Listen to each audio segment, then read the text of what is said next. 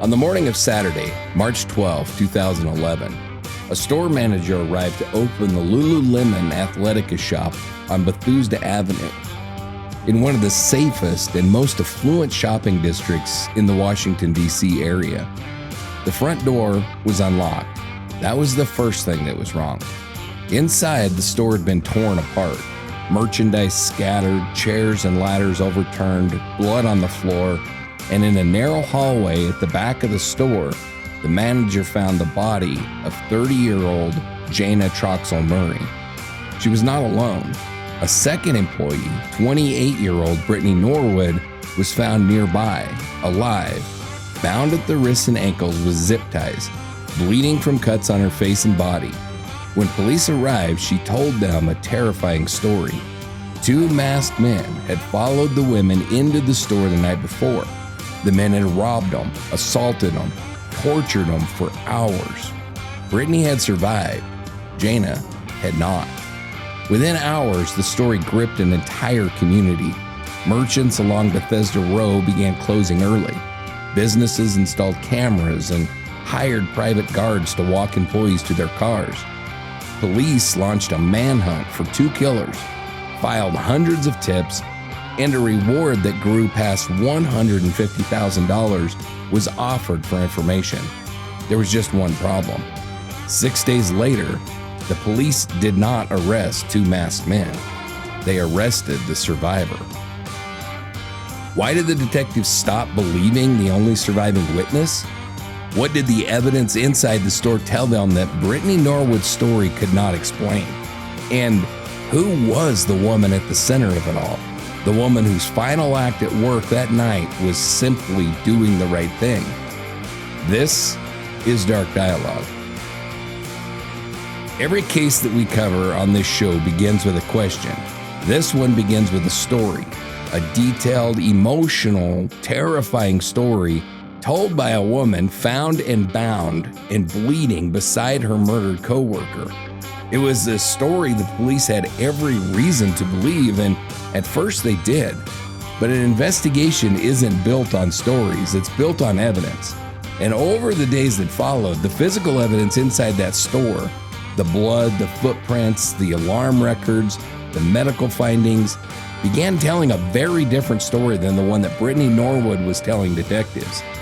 Tonight's case is often reduced to a headline, a murder over a pair of stolen yoga pants, but that framing has never been fair, and it's never been accurate. This is not a story about yoga pants. It's the story of a woman named Jayna Troxel Murray, a daughter, a sister, a partner, a graduate student, a traveler, and a trusted friend who did exactly what integrity required of her and crossed paths with someone who had spent years running from accountability and who, that night, decided that murder was easier than finally facing it. It is also a case study in what disciplined police work looks like. Detectives who treated a reported victim with compassion while quietly and relentlessly testing every claim that she made against the physical facts. By the end of tonight's episode, you'll understand how a routine workplace policy became the catalyst for one of the most brutal homicides in Montgomery County's history, how a fabricated crime collapsed under the weight of forensic evidence, and most importantly, who Jayna Murray was and why her life mattered so much more than the way that it ended. Welcome back, listeners, to Dark Dialogue, the victim-centered true crime podcast where the evidence leads and the victim is never forgotten. I'm your host, John, and this is a big night for us because this is the very first episode of Season 2. As always, I'm joined by my co-host, Angela. Well, not as always. I've been missing a few times. Couple times. It's good to be back for a new season. And John, I know we've been prepping for this case for a long time. It's one that a lot of people think they know, but I don't think most people have ever really heard it told with Jayna at the center. Yeah, I agree. And that's exactly the goal tonight. Tonight, we're going to cover the murder of Jayna Troxel Murray and the case that the media came to call the Lululemon Murder. It happened in March of 2011 in Bethesda, Maryland, and it shocked a community that believed violence like this simply didn't happen there. And before we get started, if dark dialogue matters to you, the best way to support the show is to follow us wherever you're listening. Leave us a review and share this episode with someone who cares about true crime done respectfully. It genuinely helps us keep telling these stories the right way. Thanks, Angela. So how are you doing tonight? You're so welcome.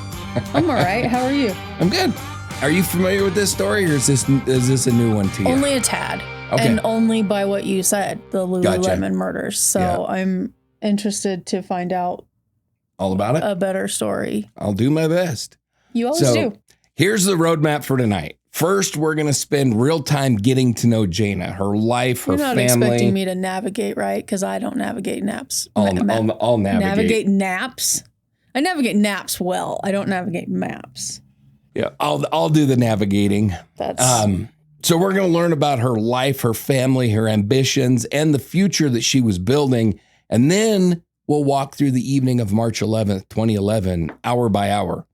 We'll reconstruct what the evidence shows happened inside that store, examine the elaborate deception that followed, and follow the detectives as forensic science dismantled that deception piece by piece. And we'll take you inside the trial where the question wasn't who, but why, and whether it was planned. And we'll end where we always end, not with the offender, but with the victim.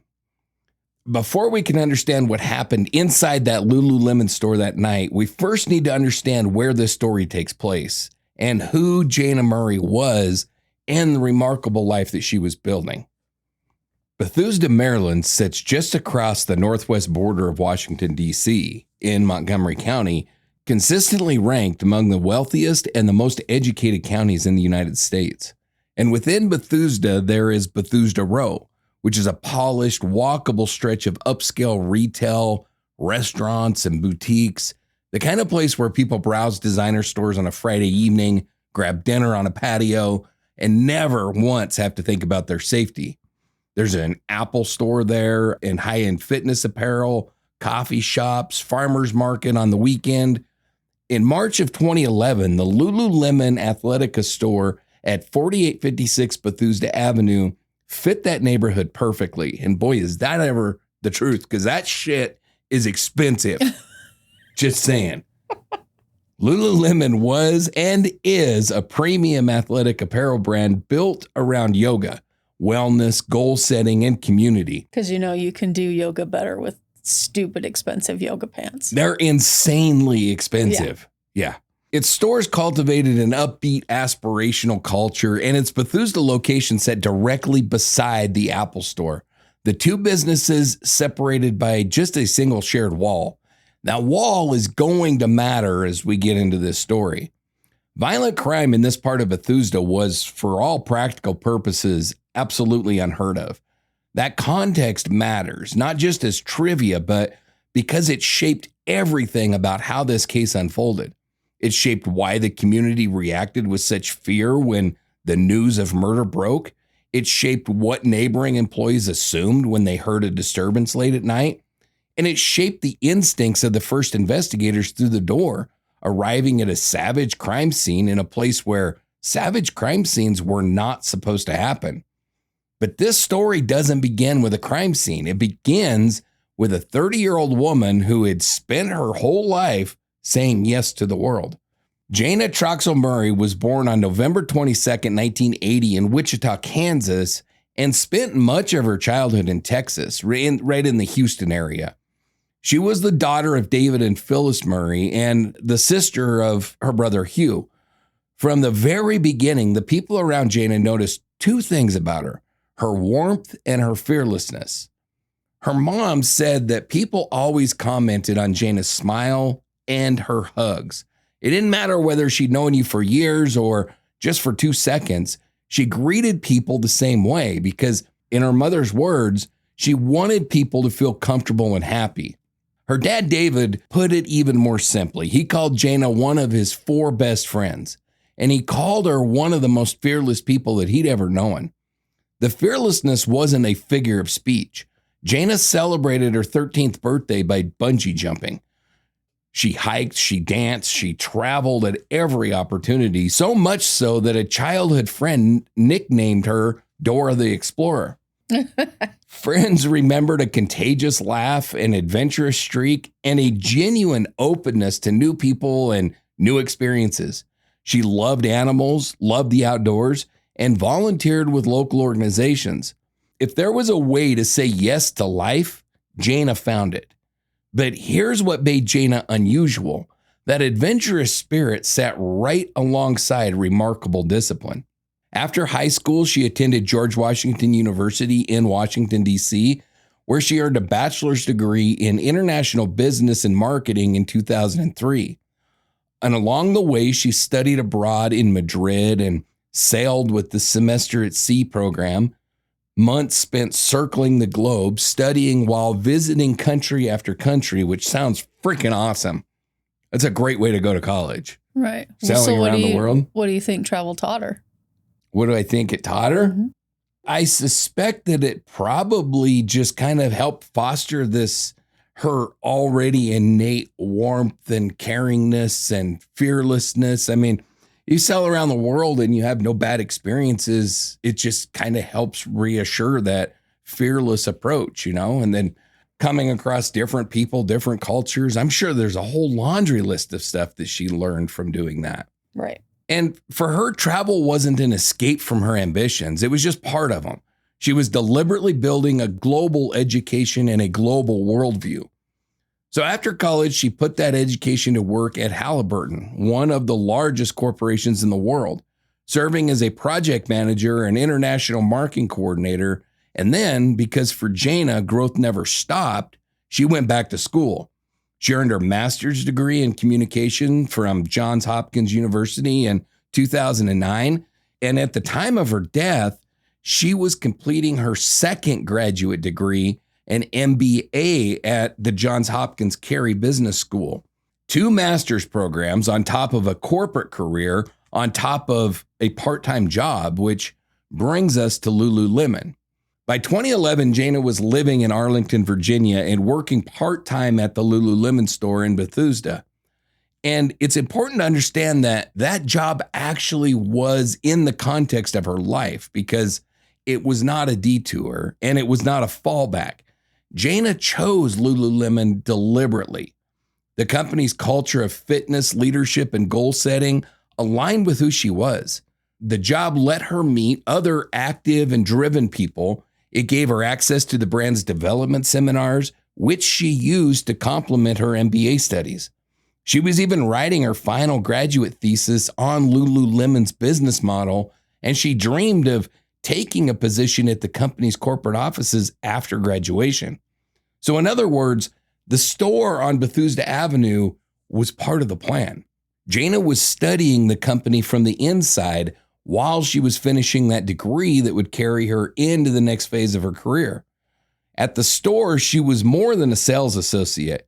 She was a supervisor and a trusted key holder, one of the employees that was responsible for opening and closing the store and for carrying out the routine procedures that came with that trust, including the standard end-of-shift bag checks that Lululemon, like many retailers, used to deter employee theft. Her employer trusted her with keys. Her co-workers trusted her judgment, and the people in her life trusted her with something more, and that is their futures. Jayna had been with her boyfriend, Fraser Buckell, for years. They had a plan. Once she finished her degree, they would make their engagement official, move to the Pacific Northwest, and start a family.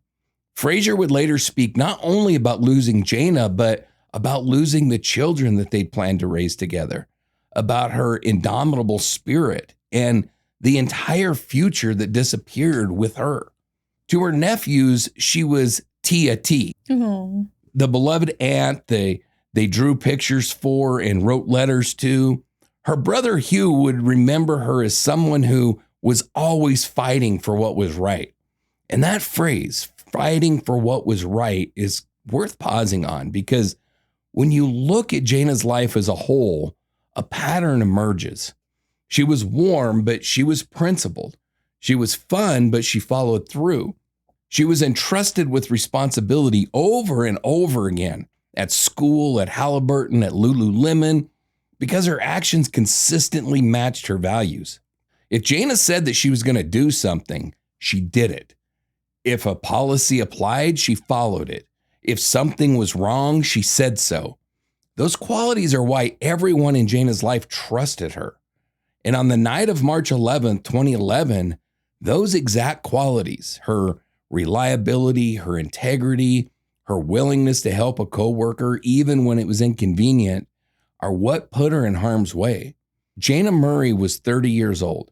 She was months from finishing her MBA. She was planning a wedding, a move, and a family. She'd built a life defined by curiosity, achievement, and kindness, and she was standing at the very edge of everything that she'd been working so hard for. March 11, 2011 began as an ordinary day. Friday, March 11, 2011, the Lululemon store on Bethesda Avenue was scheduled to close at 9 p.m., and 2 employees were working the closing shift. One of them was Jayna. The other was a 28-year-old sales associate named Brittany Norwood. Now, Brittany was new. She had been at the store for only about 3 weeks. She and Jayna barely knew each other. They weren't friends outside of work. Jayna's parents would later say that Jayna had never once mentioned Brittany's name, to them at least. But inside the store, there was no friction between them, none. Co-workers and regular customers alike described the 2 women as working well together on the sales floor. By some accounts, an exemplary sales pair.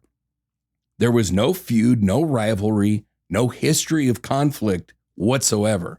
And I want to be clear about that because it matters for everything that's going to follow. Nothing about this relationship between these 2 women predicted what was about to happen.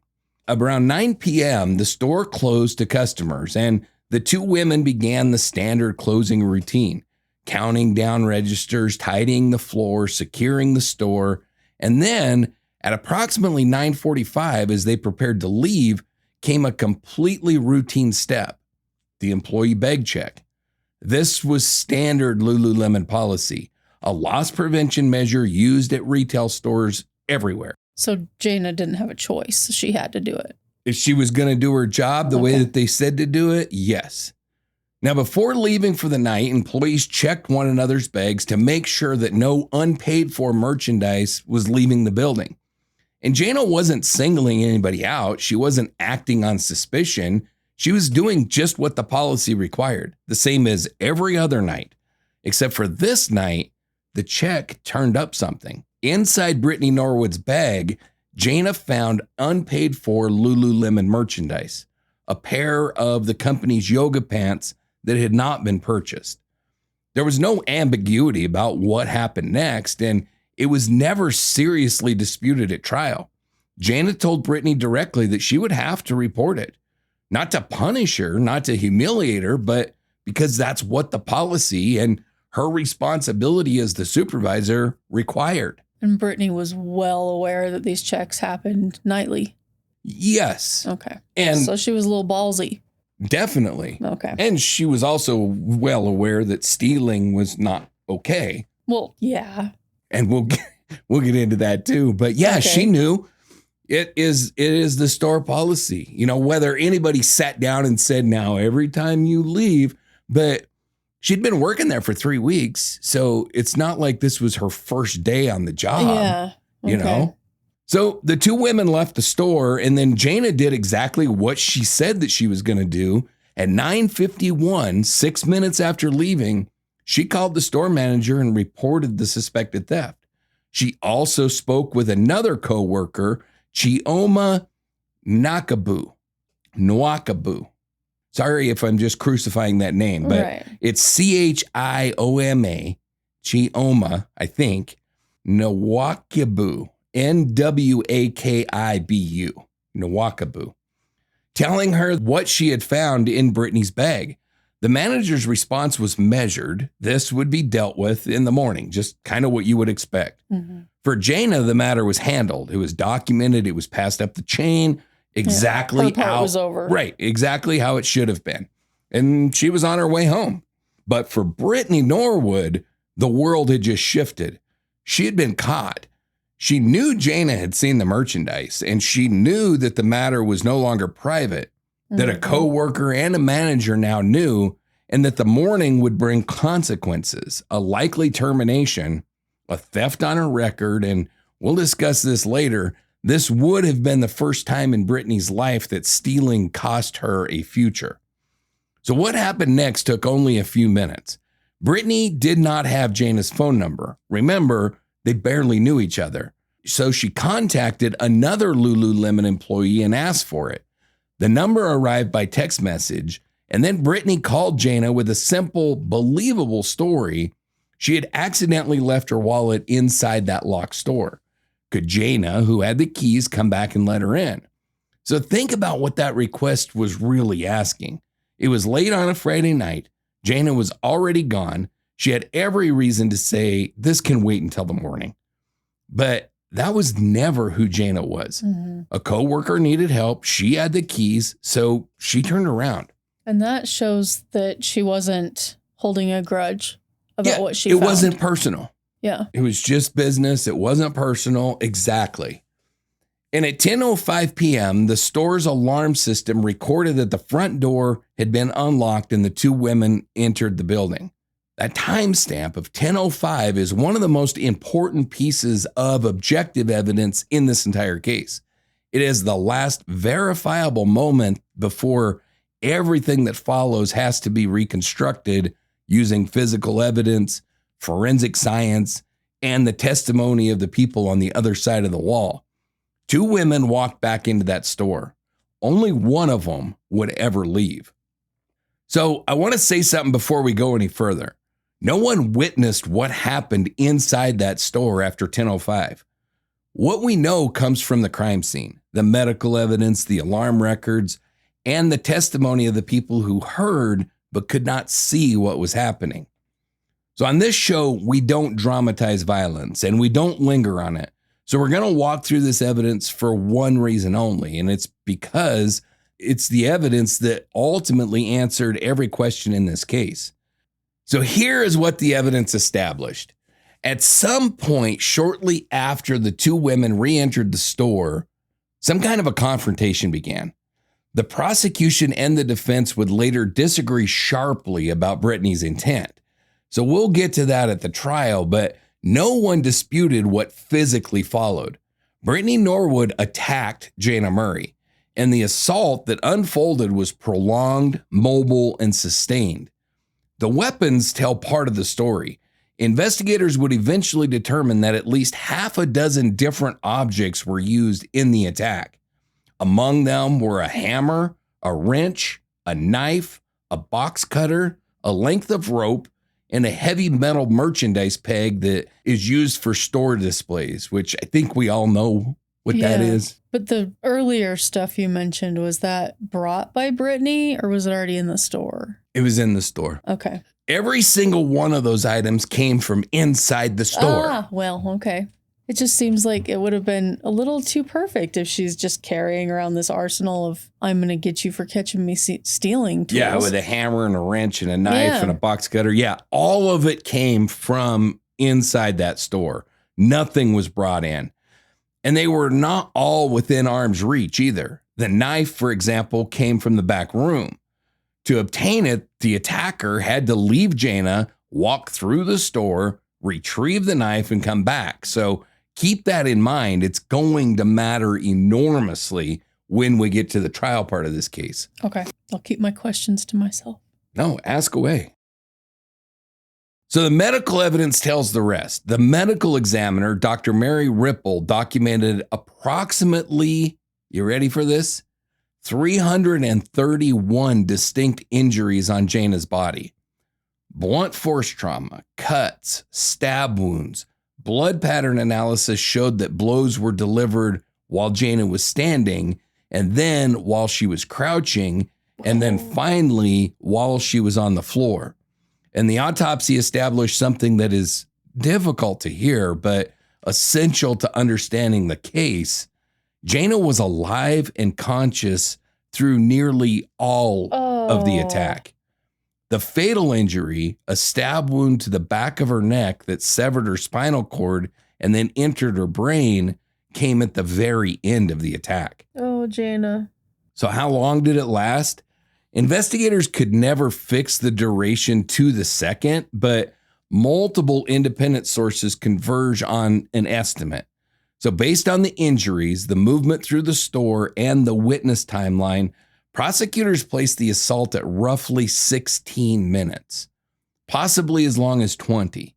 At trial, the state's attorney would ask the jury to imagine what that number actually means.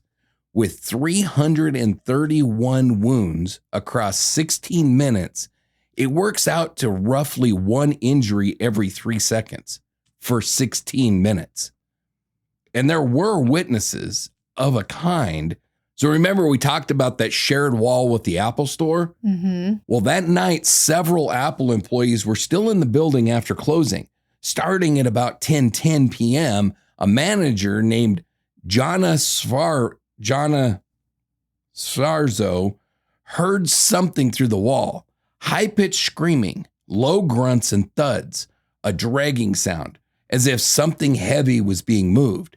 She walked closer to the wall and began to make out words. 2 voices, both of them female. One voice said, quote, "Talk to me, don't do this. Talk to me, what's going on?" And then later, a weaker voice, "God help me, please help me." Another Apple manager, Ricardo Rios, heard it too. The screaming and the panting he described like someone struggling to catch their breath. A security guard heard crashing sounds. In total, the employees listened at that wall for roughly 9 minutes, from about 10:10 to 10:19. They did nothing? They did not call 911. Oh, man. Janice suggested calling the police. Ricardo concluded it sounded like an argument, like one person had gotten terrible news and someone else was trying to get her to talk. In his words, it was just drama. The guard assumed I can kind of see that, but I mean, we all want to put ourselves in a situation and think, I would have done this differently. Yeah. But I have honestly been in situations where I hear some crazy shit going on, like especially in like apartments or hotel rooms. Oh, yeah. Mm-hmm. And you're like, oh, that sounds weird. But I've never called the cops and been like, I heard strange noises in the room next to me at my hotel, or I've just never done that. I've called the front desk because it sounded like they're rearranging Unusual. furniture next door, and it turns out the police were called. But this is a store. There's no front desk. So you do have to decide, does this sound bad enough? Yeah, and without actually hearing it, we can hear the quotes. And hearing a quote of "God help me, please help me," that sounds like that's a little bit less of an drama. urgent, but it does sound like a little bit of an urgent quote in retrospect. Yeah. We know that she was probably dying at the time.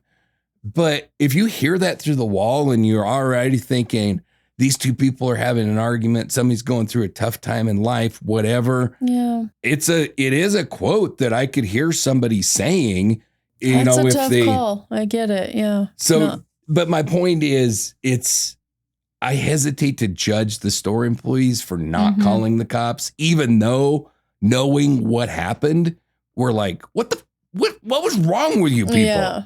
Yeah. I just don't know that there's anything there that would have said, this is definitely a murder. Somebody needs to help. Except for our true crime brains. Right. Yes. So there's that.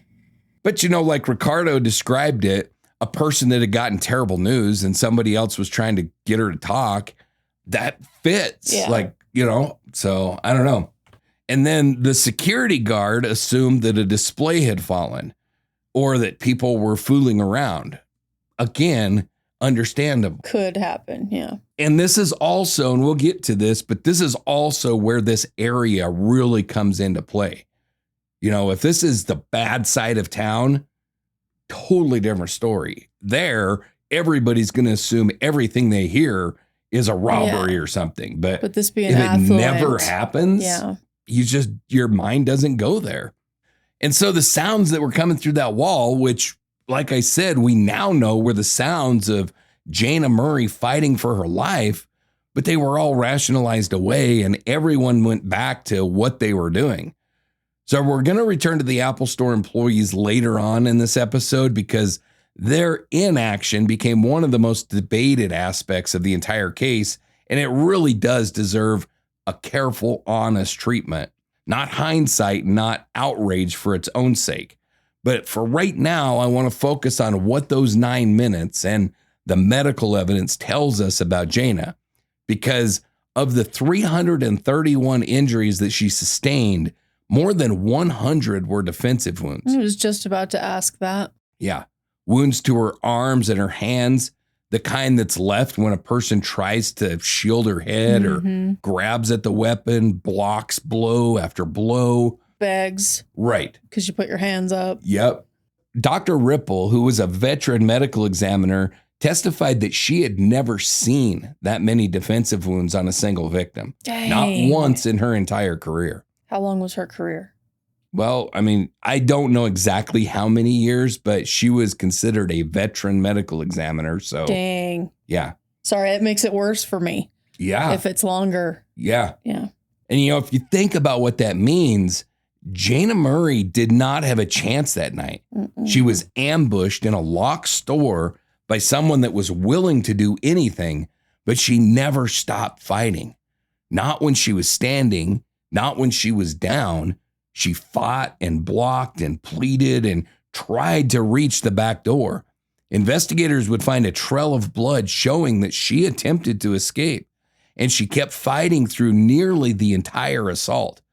Her father called her one of the most fearless people that he'd ever known, and her brother said that she was always fighting for what was right. And the forensic record says that they were telling the truth. Now, sometime around 10:20, the sounds behind the Apple Store wall went quiet. The fatal wound had apparently been delivered, and Jayna Murray was gone. And here's the thing that you need to understand about this case. When the violence ended, the crime was only half finished. Yeah, the killing was over, but the deception now was just beginning. So Brittany Norwood did not run. She didn't call 911. She did not confess. Instead, over the hours that followed, and she had many hours because the store would not open again until Saturday morning, she went to work transforming that crime scene into something else entirely. So we'll walk through exactly what she did piece by piece in a moment because each piece becomes critical evidence. But first, let's see the scene the way that the world saw it, the way the morning manager saw it when she arrived on Saturday, March 12th, and found the front door unlocked. Inside, absolute chaos. Mops, brooms, ladders, and chairs flung across the store. The safe was open. Bags of money were removed. There was blood all over the floor, including large, bloody men's shoe prints tracked through the store. In the narrow back hallway was Jayna's body, and near the restroom, Brittany Norwood, bound hand and foot with zip ties, bleeding from cuts on her face and body, appearing dazed and traumatized. So when police arrived, Brittany told them what happened, and her account was vivid. She said that after the two women re-entered the store the night before, two masked men had slipped in behind them. She described them in remarkable detail. One was about 6 foot tall, the other around 5'3". Their clothing, their ski masks, even racial slurs that they used during the attack. She said that the men forced them to open the safe, that they beat both women, that they sexually assaulted both women, that they tortured Jayna, killed her, and left Brittany bound on the floor where she remained all night until the manager found her. So now put yourself in the position of the first responders. You arrive at a scene with one woman dead and another woman bound, injured, and reporting a sexual assault. What is the correct professional response? You believe her. You treat her as a victim. Montgomery County Police leadership was explicit about this afterward. When someone reports being the victim of a sexual assault, investigators must begin by taking that report seriously. This is not naivete. That is the standard that protects real victims. And so Brittany Norwood was treated exactly as a surviving victim should be, with compassion. She was transported to the hospital. Detectives took extensive notes as she recounted her ordeal. Police even warned her family to stay vigilant since the attackers, according to her story, knew where she lived. And the community reacted the way that any community would react to news that 2 sadistic killers were at large in their neighborhood. Bethesda was gripped in fear. Merchants closed early, stores installed security cameras, businesses hired private guards to escort employees to their cars after dark. The police launched a massive manhunt, chasing hundreds of tips, tracking recent ski mask purchases, even following a person of interest who matched the description that Brittany had provided. A reward for information swelled past $150,000. None of it would ever lead anywhere because the 2 masked men didn't exist. But I want you to sit with this for a moment because it's central to how this episode and this investigation worked. Brittany's story was believed at first. It was believed because she engineered it to be believed, and because the people hearing it did the right thing by taking a reported victim seriously. The question that drives the rest of this case is not, why did police believe her? It's this: what did the evidence say? And when did it start saying something different? To understand how this case broke open, you first need to understand exactly what investigators were looking at, because that crime scene was really 2 crime scenes layered on top of each other. One was genuine and one was manufactured, and separating them became the central task of the entire investigation. So here's what was real. The violence was real. Jayna's 331 injuries were real, and they were inflicted by real weapons. The hammer, the wrench, the knife, the box cutter, the rope, the merchandise peg, all were genuinely used in this attack. All genuinely store property. The blood in the back hallway was real. The more than 100 defensive wounds on Jayna's arms and hands were real. The sounds that the Apple Store employees heard through the wall, the thuds, the dragging, the pleas of God help me, those were the real sounds of a murder in progress. And the unlocked front door the manager found that morning was a real oversight left from the night before. Now, here's what was staged. And as I go through this list, I want you to notice something. Every single item on it serves the same story. The robbery was staged. Brittany opened the store safe and removed the bags of money herself. She threw the mops, the brooms, the ladders, and the chairs around the store to create an appearance of ransacking. The intruder was staged. The store kept a pair of men's size 14 Reebok sneakers on hand as a fitting tool for hemming customers' pants. Brittany Interesting. Yeah. And I imagine they used like a size 14 because everybody would fit into them. Mm-hmm. You know, not everybody, but height. There is a rare person that's men's larger than a size 14. Yeah. That's huge.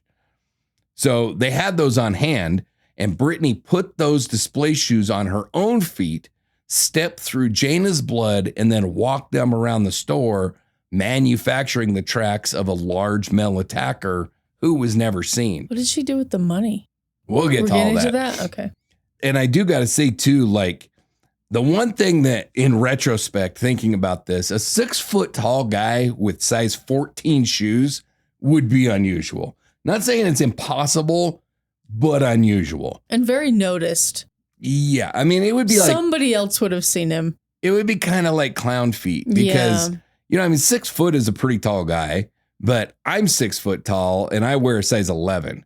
Yeah. And a 14 is ginormous. So I would expect somebody in excess of like 6'3" to have a size. They would be like Shaq. Yeah, like basketball players. Yeah. They would be noted for their height. Shaq did it. You know, more than their shoe size. Yeah. Honestly, you would look at them and be like, holy shit, that guy's tall. Right. And I'm going to say it again, not unnoticed by anyone else in the area. Right. Now, a little bit of a trigger warning here. We're getting ready to talk about the sexual assault part of it. So just fair warning. Okay. But obviously, the sexual assault was also staged. Brittany cut a slit in the crotch of Jayna's pants and in her own to simulate an assault that medical examination would conclusively determine never happened to either woman. Yeah. Her own victimhood was staged. The cuts on Brittany's face, chest, arms, and legs were superficial. She inflicted them on herself, and then she bound her own wrists and ankles with zip ties and positioned herself on the floor to be discovered. And finally, the detail that would eventually matter more than almost anything else, the car. At some point during the night, Brittany took Jayna's keys, drove Jayna's car out of its parking spot, and left it in a public lot about 3 blocks away, near a farmer's market. Then she walked back to the store and continued staging the scene. Moving that car served a practical purpose. It bought time, and it supported the fiction of intruders who had come and gone. Brittany would initially deny ever having been inside that vehicle at all. So remember that denial. It's about to become very important. So step back for a minute and look at that night as a sequence of decisions, because a pattern runs through every one of them. Caught stealing, Brittany lied. When the lie didn't stop the report, she lured. When Jayna couldn't undo the report, she killed. And when the killing created a scene that she couldn't explain, she staged and cut and bound and invented. Hour after hour, choice after choice. Every single decision was an escalation of the same refusal. The refusal to stand in front of a consequence and accept it. Jayna's evening had been a chain of small, ordinary acts of integrity. The bag check, the phone call, the drive back to help. Brittany's was a chain of escalating refusals to be held accountable. Those two chains collided in the back hallway of that store. So this was the puzzle that was facing Montgomery County detectives, a genuinely horrific murder wrapped inside an elaborately constructed lie reported by a survivor whose account was detailed, emotional, and at least at first glance was consistent with the scene around her. It was a detailed story, but the physical evidence had its own story to tell. Every fabricated story has the same weaknesses. It has to keep agreeing with the evidence. All of the evidence, forever. The truth doesn't have that problem. The truth only has to be described. And physical evidence has qualities that no human witness has. It doesn't get emotional. It can't be intimidated or charmed or worn down in an interview room. It never changes its story. Brittany Norwood could perform grief and trauma for the detective sitting across from her, but she could not perform for a bloodstain, an alarm log, or a strand of DNA. And a lie becomes harder and harder to maintain when every single claim it makes can be tested. So detectives Jim Drury and Dimitri Reuven were among the investigators that were assigned to the case. And it's worth understanding how their skepticism actually developed, because it did not happen in a single dramatic moment. It happened the way real investigations happen, gradually as small inconsistencies accumulated into a pattern. Some of the earliest doubts came not from the lab, but from the story itself. Detective Reuven would later describe his unease with how Brittany's attackers were drawn. They were racists, rapists, robbers, and torturers all at once, as she put it. Mm-hmm. Essentially the worst human beings that you could possibly describe. Real offenders rarely check every box of villainy so completely. A little too convenient. Like they're the worst of humanity in every just aspect. Just happened to show up that night. And I can't be the only one who's sitting here thinking, I want to watch this body cam footage of her interview. Yeah. So Detective Drury, a veteran homicide investigator, described harboring significant doubts for days, particularly about one bizarre detail that we'll come back to shortly, and that is the claim that these murderous intruders paused mid-crime to send Brittany outside alone to move Jayna's car, and that she came back. Yeah. Convenience. Yeah. There were other early red flags. Brittany had been found with her hands bound above her head, a position that's way more consistent with tying oneself than with being tied by someone else. Her injuries, next to what had been done to Jayna, were strikingly minor. Yeah, why was she spared? Right. Yeah, you're going to break in, rape 2 women, murder one, 331 wounds. Yeah. You're going to spend that much time murdering this one woman. You're going to scratch and essentially the other one. leave the other one untouched. When you're racist. Yes, exactly. And Brittany's black. Yeah. So. Yeah, that part I did know. So. Yeah. The racist guys are being nicer. To the black girl. To the black woman. Yeah. And then, there's the simple nagging question of the attackers had left hours before dawn. Brittany's bindings were zip ties. They're not chains. Why had she never tried to free herself or crawl to a door or call for help? Instead, lying quietly on the floor until the morning manager just happened to arrive. But suspicion isn't proof. The proof came from the forensics, and it came from 5 directions at once. First, the medical evidence. Brittany had reported in detail that both women were sexually assaulted. That's a hard line to sustain, by the way. I mean, you can enact a sexual assault on a dead woman. Mm-hmm. They're going to be able to tell. I mean, they can tell whether this woman was raped with an object or physically raped. But on yourself, like you don't just get to say I was raped. There's rape tests. And they're going to do them. Yeah. So they had absolutely zero evidence of sexual assaults. The slits that were cut into both women's pants now had no innocent explanation. And at the same time, medical staff, and that's another thing I've never heard of. I'm not saying it's never happened, but I have never heard of a rapist cutting a slit in somebody's pants. You must have seen the look on my face to address that, because I was like, no. Yeah, that's just, no.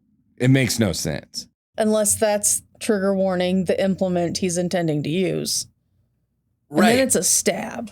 But even in those, nice little slit. Even in those cases, I've never heard of that. No. I've heard of women, being raped with all kinds of objects. It's sick. Unfortunately. But I've never heard of anybody cutting their pants in order to do that. Right there.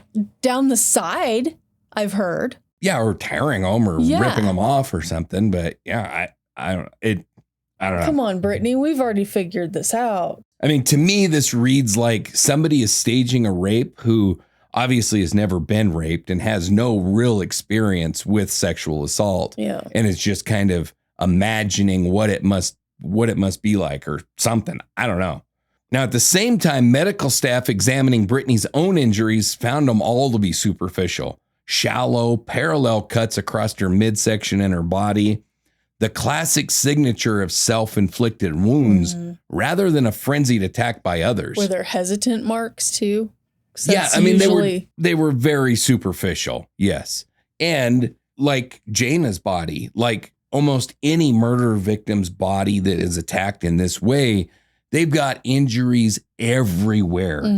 Think of Brandon Embry, and we'll be covering that case soon. And yes, I know it wasn't ruled a murder, but that's the type of shit you're talking about. Bruises and cuts and scratches, head to freaking toe, all over the body, not just on the front part, not just where you can get to it by yourself. Generally, an attack will provide wounds that you don't even know you've done. Oh, absolutely. As an attacker. And if you've ever been through any kind of traumatic incident, I've been in car wrecks, unfortunately, and when that happens, you might have, like I had an emergency brake handle go through my knee.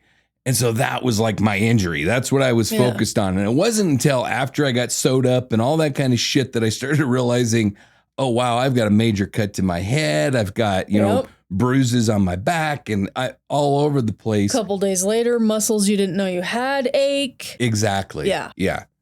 So she's going to be more tore up than this from an attack. Oh, a hell of a lot more. Yeah. And, then so obviously that same medical examination that they disproved. were tired by the time they got to her. Yeah. That disproved that she was assaulted was quietly reclassifying her injuries from evidence of victimhood into evidence of staging. So number 2, we have the blood. A bloodstain pattern expert, Dr. William Vosberg, analyzed the scene, and his findings dismantled Brittany's account in 2 very devastating ways. The patterns in the back hallway were consistent with a severe sustained beating, with most of the blows to Jayna's head delivered after she was already on the ground.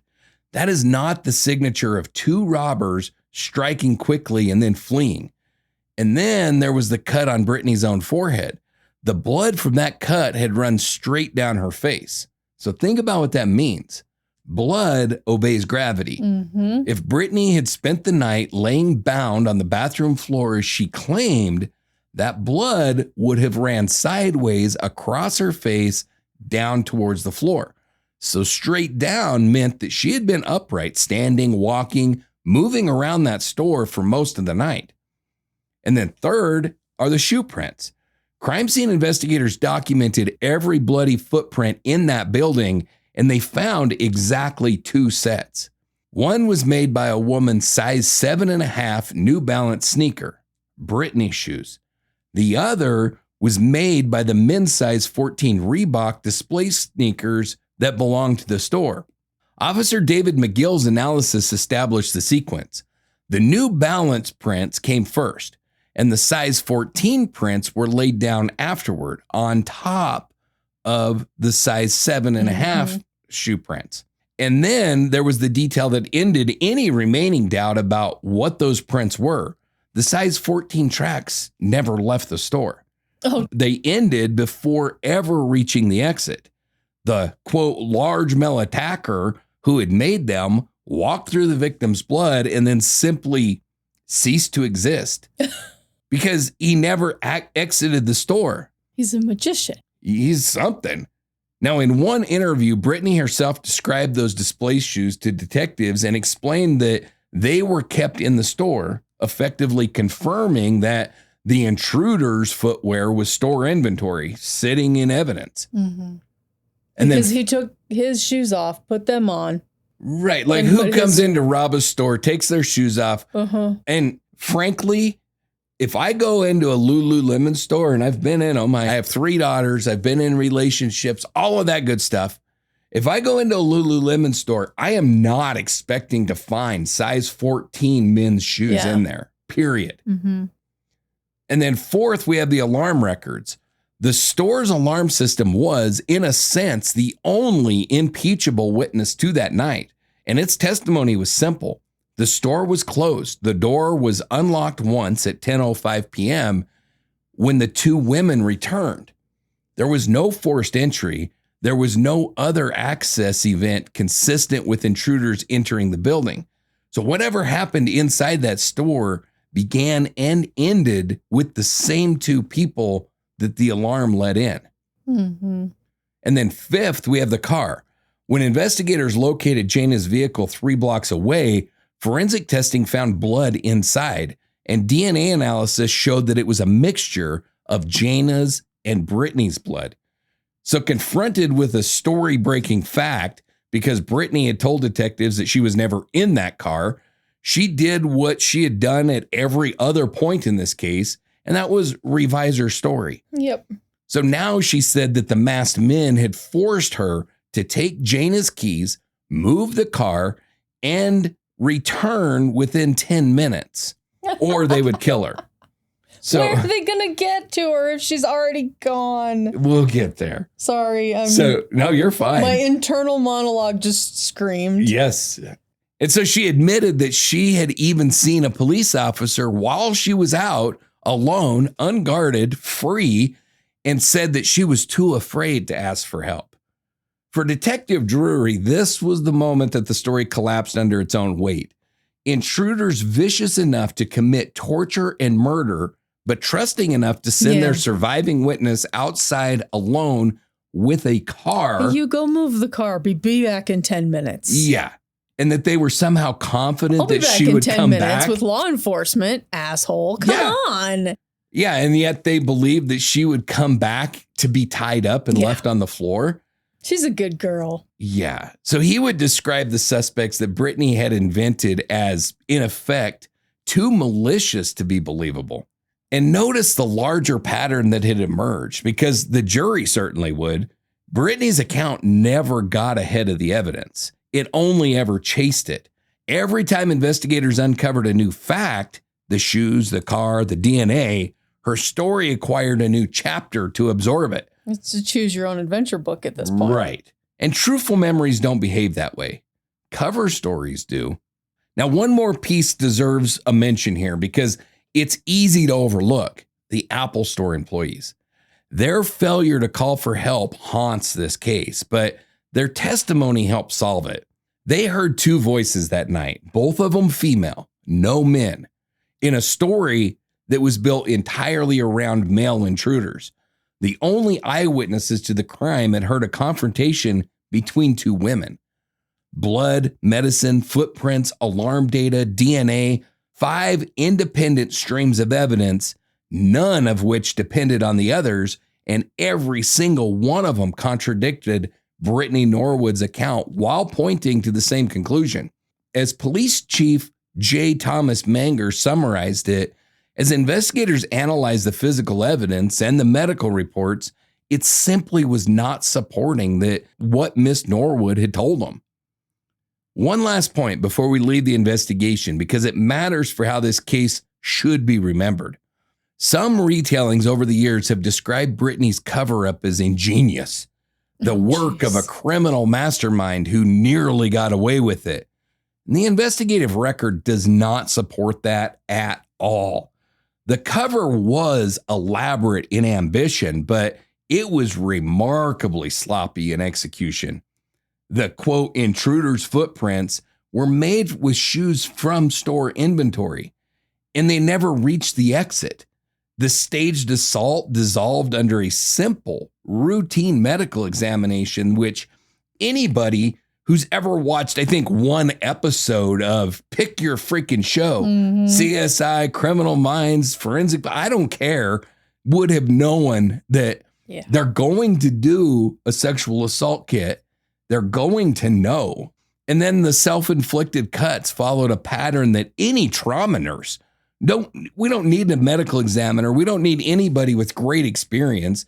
Any trauma nurse is going to be able to look at that and be like, this doesn't fit the shit that I've seen. A drop of blood running the wrong direction down her forehead undid an entire night's performance. Once detectives began comparing Brittany's story to the physical evidence, nearly every major element completely unraveled, most of it within days. The detectives didn't defeat a brilliant criminal. They simply refused to let a story outrank the facts. The detectives had done exactly what they were supposed to do. They treated a reported victim with compassion, and they went where the evidence led, and it led to this bitch. So on March the 18th, 2011, 6 days after Jayna's body was found, Montgomery County Police arrested Brittany Norwood, and they charged her with first-degree murder. For the community, the announcement landed like a second shockwave. For a week, Bethesda had lived in fear of 2 phantom killers. Now police were saying that there had never been any intruders at all, that the survivor was the murderer, and that the entire nightmare scenario had been a total fabrication. For Jayna's family, the arrest brought something colder. The knowledge that the person who killed their daughter had spent hours beside her body, meticulously building a lie, and then sat with detectives, playing the traumatized survivor of the very attack that she carried out. The investigation had answered who, but the courtroom would have to answer something much harder. What exactly was in Brittany Norwood's mind, and was this murder planned? Wow. I feel like Dr. Seuss could have written a better cover story. It's pretty bad. It really is. Yeah. And the idea that the detectives aren't going to pull, we're not talking about a pair of women's shoes that's in a box in the back storeroom or some shit. We're talking about a pair of men's size 14 shoes that she put back right on the shelf where she got them from. Like, they're not going to notice them and test them. No. So Brittany Norwood's trial began in the fall of 2011 in Montgomery County Circuit Court before Judge Robert Greenberg. The prosecution was led by State's Attorney John McCarthy. The defense was led by Attorney Douglas Wood. And the trial opened with a moment that surprised many people following the case. The defense conceded from its opening statement that Brittany Norwood killed Jayna Murray. There was a cold strategic logic to that concession. The forensic case, the DNA in the car, the shoe prints, the blood patterns, the medical findings, the collapsed intruder story was overwhelming. Contesting identity would have destroyed the defense's credibility with the jury. So instead, Wood narrowed the entire trial down to a single question: not who, not how, why, and when. Under Maryland law, first-degree murder requires a killing that is willful, deliberate, and premeditated. It carries a possible sentence of life without parole. Second-degree murder, a killing committed with intent but without premeditation, carried a maximum of 30 years with the possibility of parole. The entire trial came down to which of those two descriptions fit the night of March 11th. The defense's theory was this: it was a crime of passion. Wood argued that Brittany never planned to kill anyone, that the two women argued after returning to the store, that the argument became a fight, and that Brittany, in his words, simply lost it, lost control, grabbed whatever was within reach. He pointed to the improvised weapons, all store items. Nothing was brought to the scene as evidence of the spontaneity rather than of any kind of planning. And he argued that the absence of any deeper articulated motive pointed away from premeditation. So in his telling, this was just a horrific eruption of rage, but not a plan. The prosecution told the jury a very different story, and it was built almost entirely on the physical evidence that you've already heard. So start with the phone call. By the time Brittany called Jayna about the forgotten wallet, she knew that she had been caught stealing, and she knew the theft had already been reported. A coworker knew, the manager knew, and the morning would bring consequences. There was nothing left to talk Jayna out of, and yet Brittany went out of her way, obtaining a phone number that she didn't have from a third party to bring Jayna back to an empty store, late at night and alone. In his closing argument, McCarthy told the jury the purpose of that call was singular. The only reason to bring her back was to kill her. Then the attack itself, 16 minutes or more, 331 wounds. And the weapons, this is where that detail from earlier becomes decisive. Brittany didn't use one weapon. She used at least 6, gathered from different locations around the store. Every weapon change meant that she stopped, put one object down, moved through the store, picked up another, came back, and then resumed the attack. The knife that ended Jayna's life had to be retrieved from the back room. McCarthy framed the question for the jury directly. Why did she keep switching weapons? Because one after another, they hadn't finished the job. And that is the heart of the premeditation argument. Maryland law, just like almost, I think, every state in the nation, I can't say unequivocally, but I'm pretty freaking positive every state in the nation is written in a similar way. And that is that it does not require days or weeks of planning. Premeditation can form in a very short time. So long as the killing reflects actual deliberation, a decision made and maintained. The prosecution's point was that this attack was not one decision. It was dozens of them. Every weapon retrieved was a decision. Time to stop and think. 100%. Every minute that the assault continued against a victim who was pleading, fighting, and trying to reach the back door was another moment when this bitch could have stopped and chose not to continue. A person who has lost it, McCarthy would argue, does not sustain a methodical, escalating 16 to 20 minute assault. And a person acting in blind panic does not follow it by spending the rest of the night executing a detailed multi-part deception. The safe, the shoes, the cuts, the zip ties, the car, and then maintaining that lie adaptively through days of police interviews. The cover-up couldn't prove premeditation by itself. It all happened after Jayna was dead, but it demonstrated something that the jury was entitled to weigh: consciousness of guilt, and a mind that was capable of sustained, organized, self-preserving conduct on exactly the night that the defense said Brittany was out of control. The jury also heard from witnesses that you already know. Dr. Ripple describing the injuries and the defensive wounds beyond anything in her experience. Dr. Vosberg walking through the blood evidence, the detectives recounting a story that changed every time that the facts did, and the Apple Store employees describing the 2 female voices and the 9 minutes of pleading that they heard through the wall. Testimony that reportedly left members of the courtroom crying. One notable piece of evidence never reached the jury. Chioma Nukibu, the co-worker that Jayna had called that night, had told investigators that Jayna described finding the merchandise in Brittany's bag and confronting her with it. That statement was ruled hearsay and was excluded, so the jury decided the case without hearing it.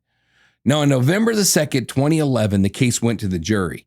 Deliberations lasted roughly an hour, by some accounts considerably less. One juror later explained why. When the panel took its first vote, moments after entering the room, it was already unanimous, first-degree murder.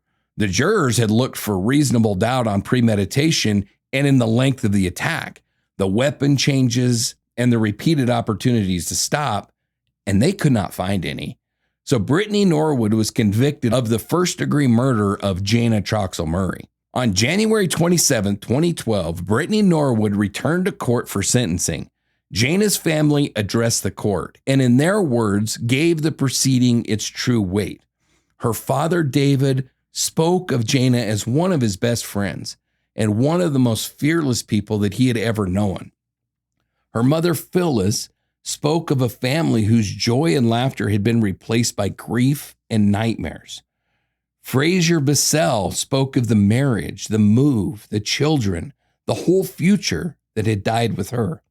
Judge Greenberg sentenced this bitch to life in prison without the possibility of parole. And in delivering that sentence, the judge did something that made headlines of its own. He turned his attention to the Apple Store employees. From the bench, he condemned what he called their callous indifference. 9 minutes spent listening to a woman plead for her life and no call for help ever made. So we'll return to that in a moment because it does deserve more care than a single quote.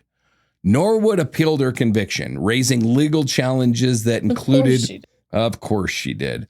But her legal challenges included issues surrounding her police interviews and Miranda warnings. Maryland's appellate courts reviewed the case and affirmed the conviction. The verdict stands. Brittany Norwood remains in prison where she will most likely spend the rest of her life. The legal story of this case is over, but a few questions still linger. And on this show, we believe that you deserve an honest accounting of what can be answered and what can't. So 3 questions have followed this case for more than a decade. So let's take them out one at a time carefully. The first question is the one that everybody asks. Why? Why would anyone choose murder over the consequences of being caught shoplifting? Because it could have just been you're fired. Yeah, it's very likely there wouldn't even been prosecution. Yeah.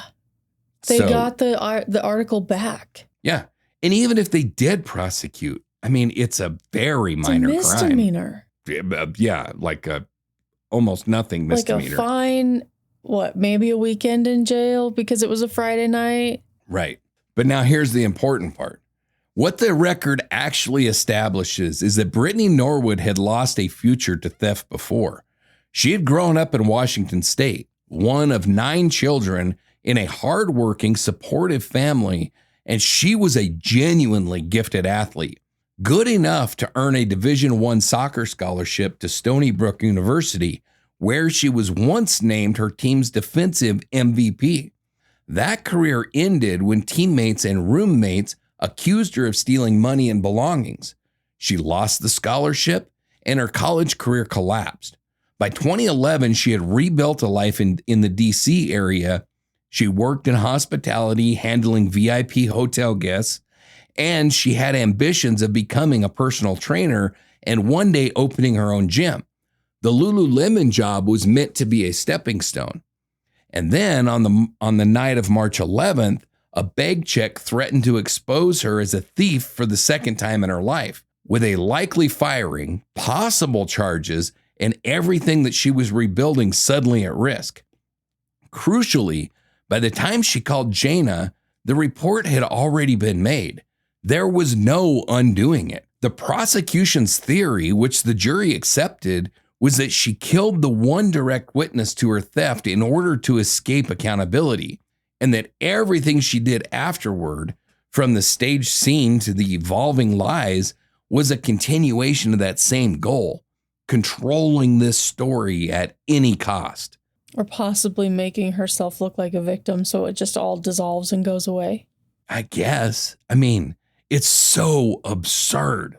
Not that I can understand it at all, but like if you kill somebody so that you don't get busted for rape or robbing a bank or something that's going to send you to prison for years, like I said, I don't understand it, but at least there's like some argument. At least you can kind of get your mind around like why they were so violent. I'm either going to kill somebody or I'm going to go to prison for years.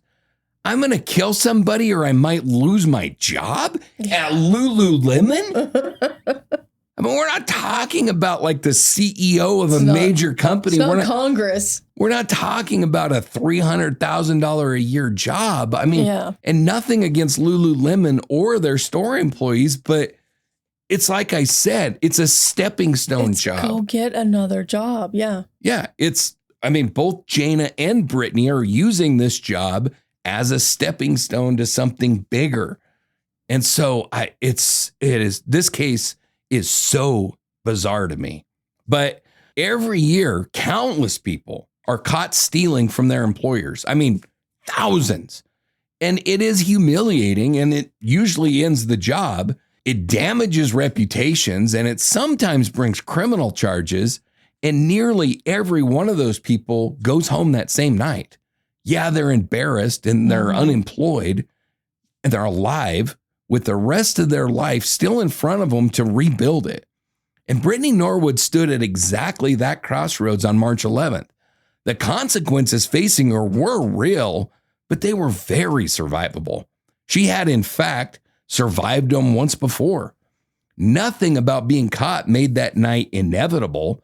Between exposure and murder, there was an entire world of ordinary outcomes that she had available to her. And she chose murder. That choice was hers, and it belongs entirely to her. That's what the evidence supports. What the evidence does not do is explain the sheer, staggering disproportion of it all. Why being caught stealing a pair of yoga pants was answered with 331 wounds. Prosecutors never offered a deeper psychological explanation, and they didn't have to. And where the record is silent, speculation has rushed in over the years that Brittany suffered from kleptomania, that years of soccer headers had caused brain trauma. Oh, geez. Which is a theory that her own defense floated before the trial. Mm-hmm. That she was living a secret double life, that she was jealous of Jayna's education and prospects. You'll find all of these theories in books, documentaries, message boards, but you will not find any of them established by evidence in the courtroom. No diagnosis was ever presented. No jealousy was ever documented. On this show, we won't dress guesses up as answers. The honest answer is that the motive to conceal the theft is established, and the reason for the savagery is not, and likely never will be. Now, the second question is quieter, but it matters for how we understand Jayna's final minutes. Why did Jayna go back? And the answer, based on everything that we know about her, is the simplest one in this entire case. A coworker said that she was locked out of her wallet late at night. Jayna had the keys. Helping was who she was. Mm-hmm. There was no reason on earth for her to suspect that an ordinary act of kindness was a trap.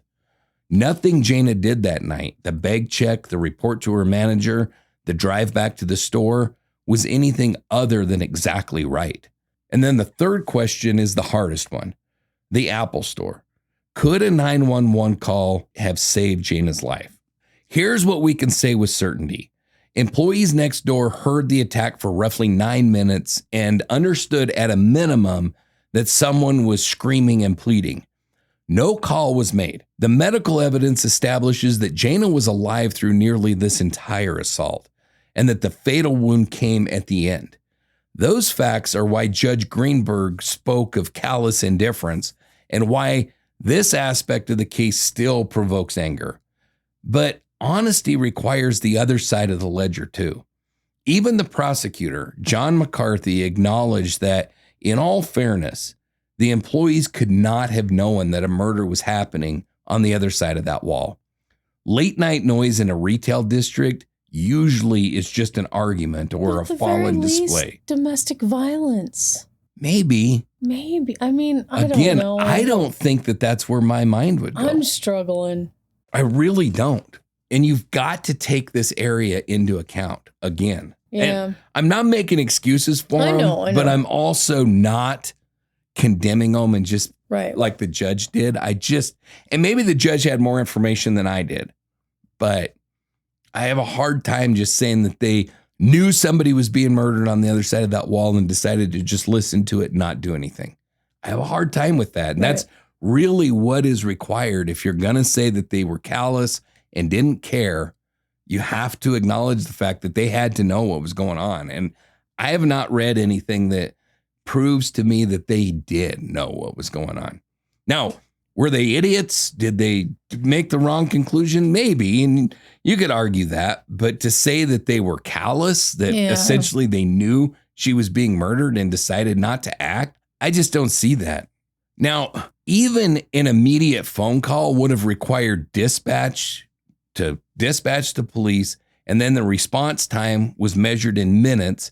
And against an attack in which the fatal injury may already have been close at hand, whether that earlier call would have changed the outcome is a question that we just simply can't answer.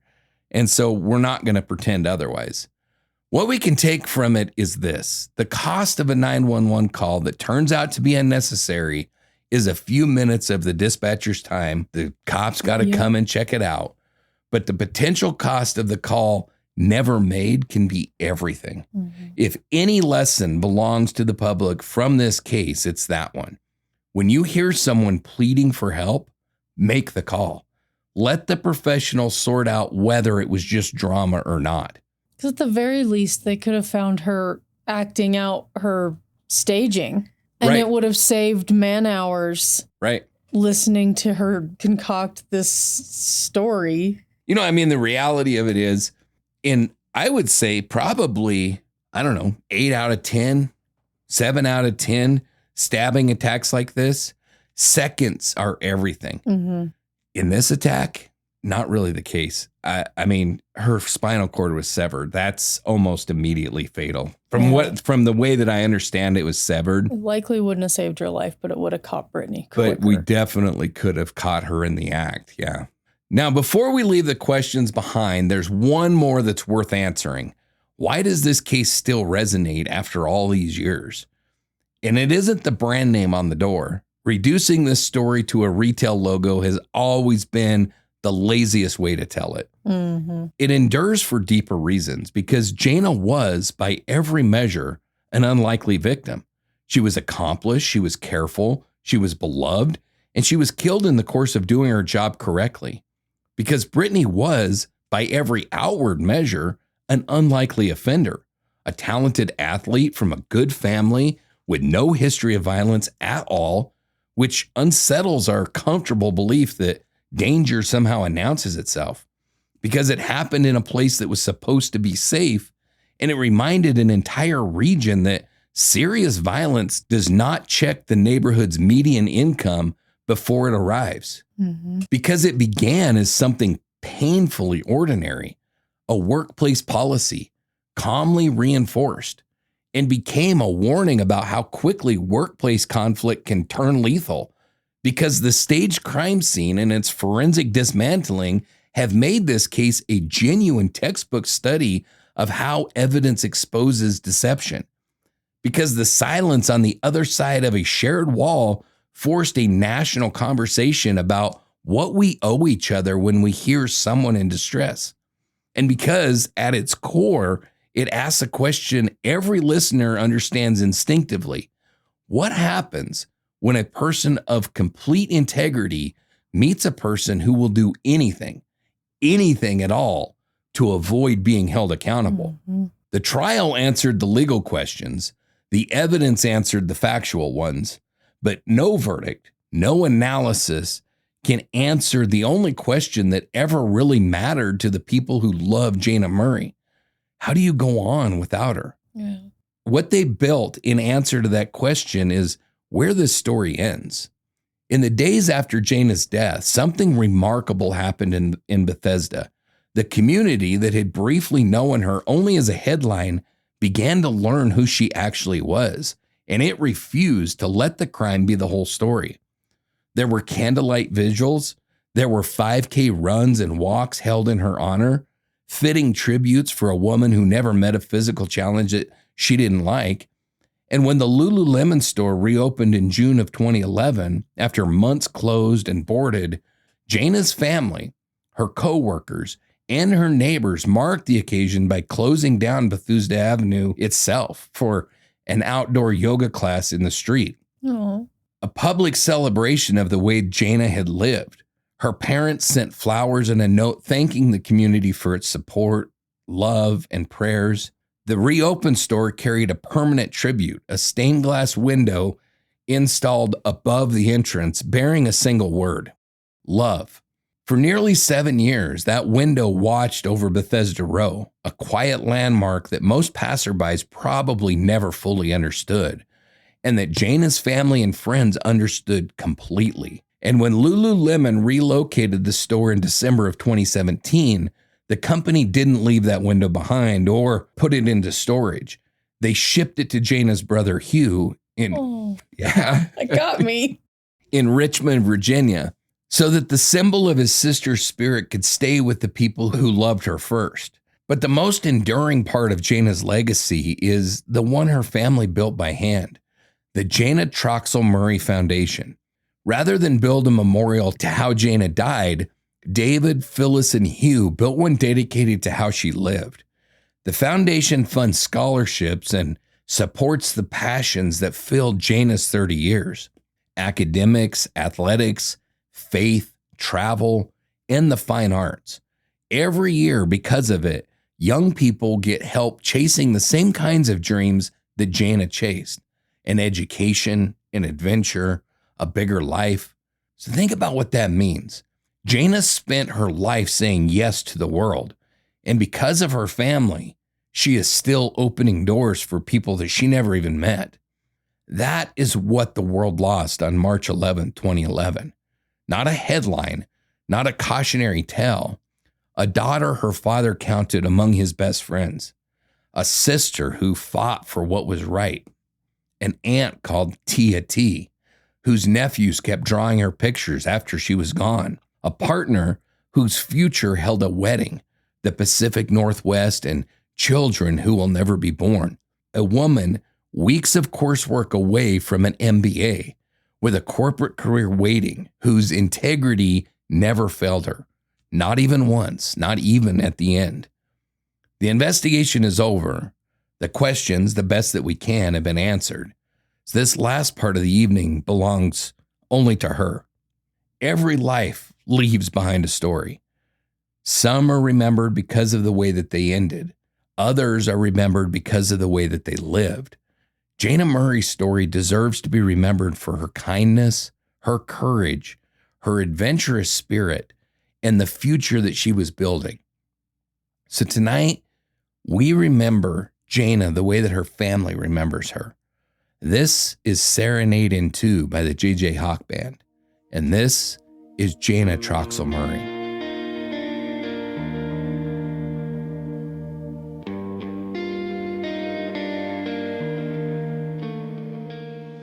Jayna Troxel Murray was born on a November day in Wichita, Kansas, and from that day forward, the world simply could not hold her still.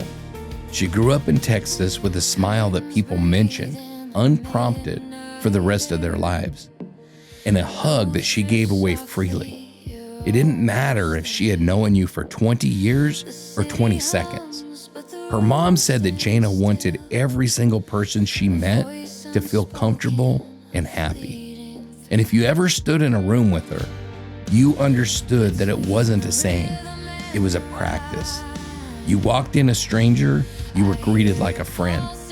She was the girl who wanted to see everything, so she went and saw it.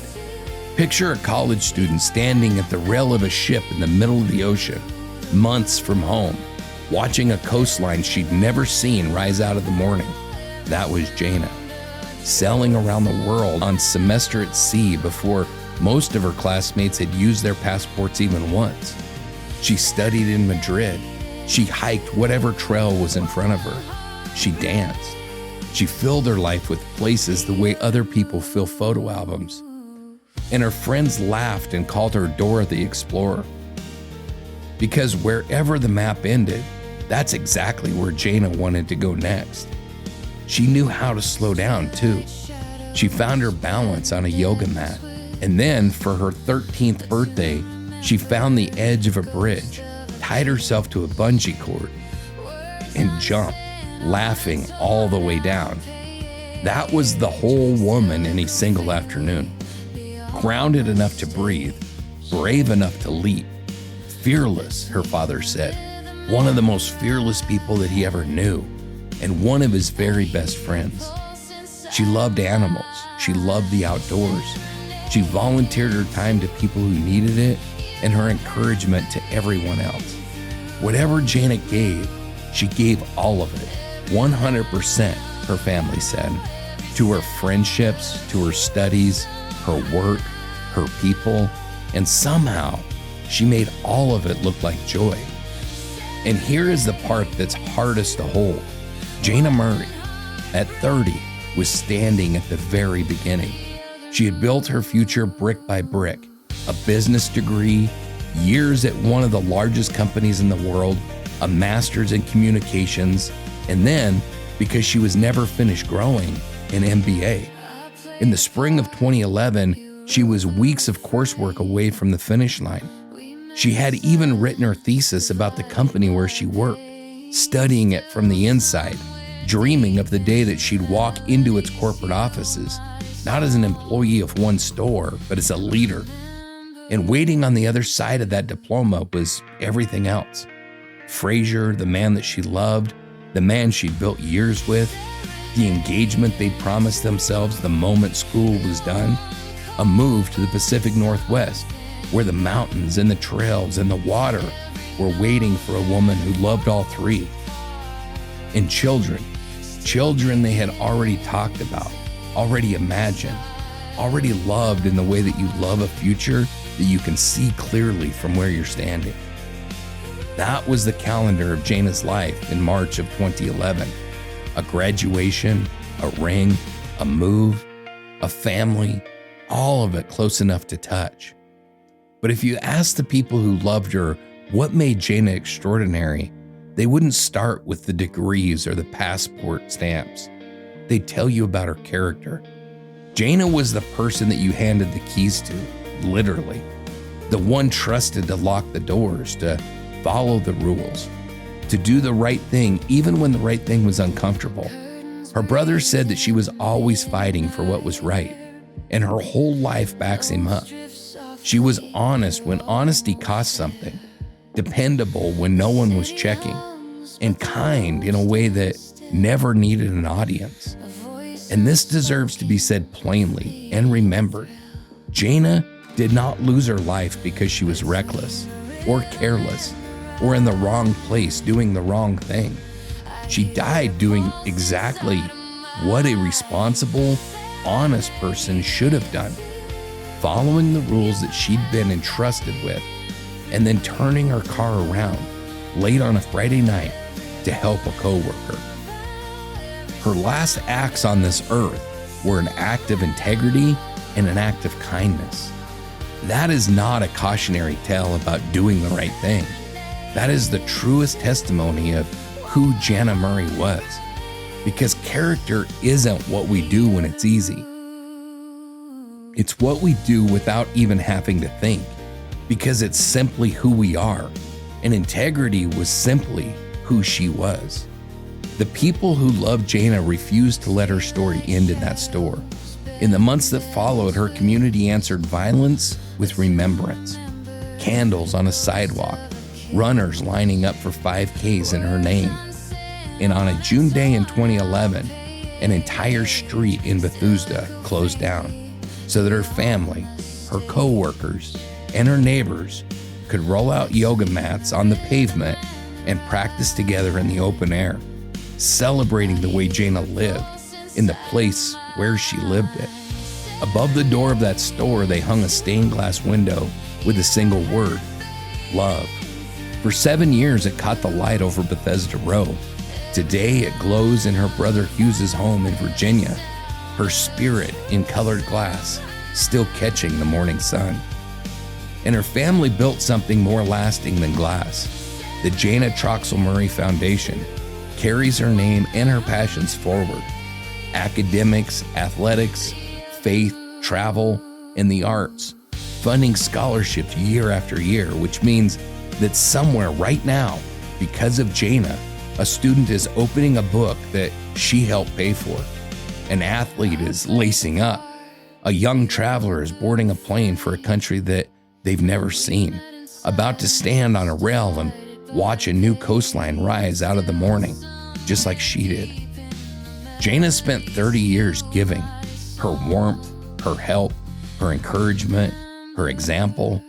And because of the people who loved her, she is giving still to strangers that she never met, in places that she never went, for as long as her name is spoken.